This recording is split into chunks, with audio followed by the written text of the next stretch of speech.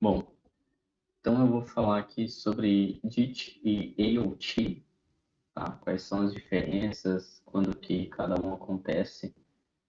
São alguns termos aí que a gente ouve no nosso processo de desenvolvimento de software e muitas vezes a gente não tem aí esse conhecimento sobre o que é um e o outro, né? Bom, primeiro a gente tem que saber como o nosso software funciona, né? A primeira coisa que a gente faz é escrever o nosso código, né? Mas dependendo da linguagem que você está escrevendo esse código, pode ser que as coisas se diferenciem aí até a execução desse programa, né? Então, a gente começa a ver que existem certos tipos de linguagem, né? Linguagens compiladas, linguagens interpretadas, e, e aí a gente começa a querer classificar, né? E como que funciona cada tipo de software dependendo da linguagem, né? Se a gente pesquisar um pouco mais a fundo, a gente vê que fica meio superficial a gente classificar apenas por linguagens interpretadas e compiladas, tá? Porque, assim, o seu software pode passar pelos dois estágios e você não sabe, né? Então, aqui a gente vai tentar diferenciar um pouco, assim, como que é de cada linguagem, mas assim, são muitas linguagens aí, eu aconselho cada um pesquisar a linguagem que realmente está querendo aprender, né, e ver como que ela realmente funciona aí por debaixo dos panos. É sempre interessante a gente saber isso, né? Primeiro, aqui vamos falar sobre o que é compilação, tá? Então, é quando a gente transforma o código que a gente escreveu nessa linguagem por um código de máquina, né? Ou por um código que vai ser interpretado, né, por algum engine, algum interpretador de código, né? Então, beleza. Esse é o processo de compilar. C, C++ e Go compilam um código diretamente para o código de máquina, né? Ou seja, é um código que ele consegue ser interpretado em instruções a uma CPU. Então, Java e Python já compilam o seu código para que o interpretador consiga ler, né? Então, é um código intermediário. Esse código é o bytecode, né? No caso dessas duas, não precisa ser só bytecode o nome dele, tá? A .NET já diferencia o nome do arquivo gerado. E aí sim, esse interpretador, ele lê esse bytecode e aí sim transforma em código de máquina, tá? Então, a gente percebe que aí tem dois tipos de fluxo, né, quando você está usando, né? As linguagens que já geram código de máquina no momento de compilação, tá? E as linguagens que geram um código intermediário para depois esse interpretador gerar esse código de máquina, né? Beleza? Ainda não chegamos na parte de linguagens somente interpretadas, tá? Tudo isso é dentro da parte de compilação.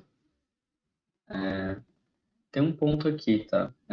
Quando você está fazendo uma linguagem que ela está gerando um código de máquina, você tem que ter uma implementação nessa linguagem para esse tipo de máquina que você está gerando o código, né?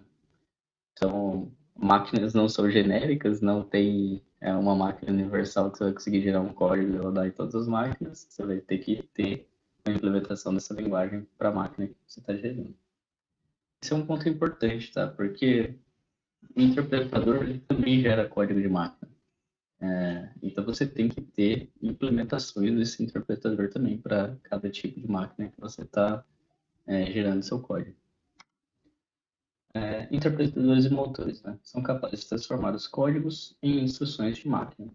Alguns exemplos são JVM, o V8 do JavaScript, CPython.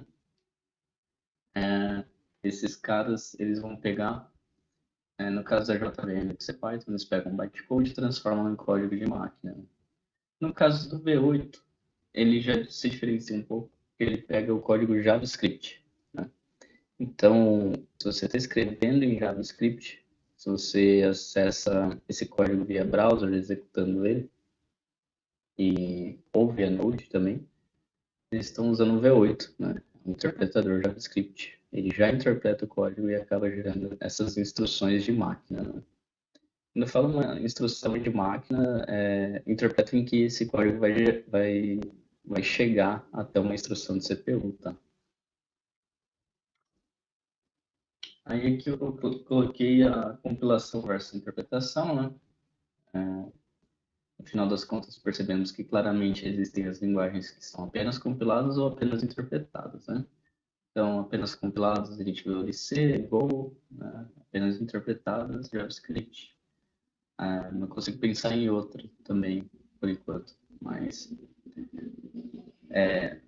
porém, no final da construção do seu software, você pode ter passado pelos dois processos, né? Então, no caso de Java e Python, você compilou e também interpretou, né? Você acabou executando seu código. Foi mais ou menos o que eu coloquei aqui no segundo parágrafo, né? O Java ele é compilado, isso é gerado bytecode, que será interpretado pela JVM. O mesmo para o Python, que eu utilizo CPython como compilador e interpretador da sua implementação principal. Bom, beleza. Se você programar em Go ou em C, por exemplo, seu código passou apenas pela compilação, em JavaScript, seu código passou apenas pela interpretação, que é feita pelo V8. E aí eu falei e parece que o tema até saiu de contexto, né? Mas tudo isso é para dar um contexto mesmo para você saber o que, que é o DIT e o que, que é o EOT. Tá? Então, certos compiladores transformam o que foi escrito diretamente em código de máquina antes da execução do programa em si. Tá? Quando ele faz isso, a gente pode utilizar o termo AOT, Ahead of Time Compilation. Ele gerou esse código de máquina antes de executar o programa. Outros compiladores transformam o que foi escrito em um código intermediário que será transformado em código de máquina por um interpretador no momento de execução. Aí a gente pode usar o termo JIT, né, Just-in-Time Compilation. Porém, não são todos os interpretadores que utilizam essa técnica, tá? Tem interpretador que já pega o código e já transforma em código de máquina e aí depois você executa, né? É, o Python, o CPython é assim, né? Então, ele não tem esse processo do JIT. O JVM tem. Aqui eu coloquei algumas vantagens que a gente pode interpretar aqui do JIT. Pode haver um ganho de desempenho se o interpretador for bem implementado, pois o código pode ser utilizado em memória, né? Você está ali transformando o seu código em código de máquina no momento de execução. Você pode fazer algumas otimizações conforme o uso de CPU e memória, né? Otimizações desse código. O uso de interpretadores pode dar uma maior portabilidade para as aplicações que você escreve, né? Então, quem escreve em Java, por exemplo, ele sabe que o código dele vai rodar da forma que ele escreveu para as implementações de JVM, né? Claro que tem algumas exceções ali que se você quer usar alguma feature específica daquela máquina, algum tipo de acesso, provavelmente você vai ter que se virar de alguma outra forma que não seja padrão, assim.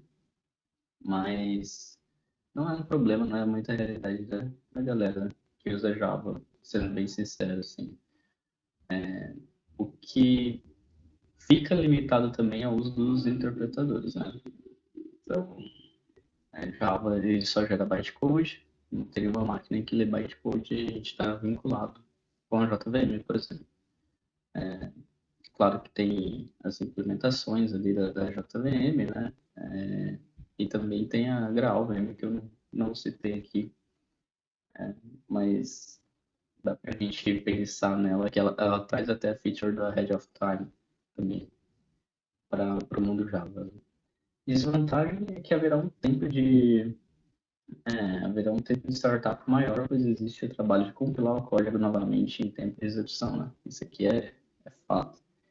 É uma complexidade que você adiciona no momento de executar o seu código, né? Então, o startup fica mais lento. No IoT, a vantagem do tempo de startup é menor, né? E uma menor complexidade na execução do código pode produzir ganhos de desempenho. Então, pode tanto nesse quanto no Git. Se você for pesquisar, cada um fala que pode ganhar desempenho de certa maneira, né?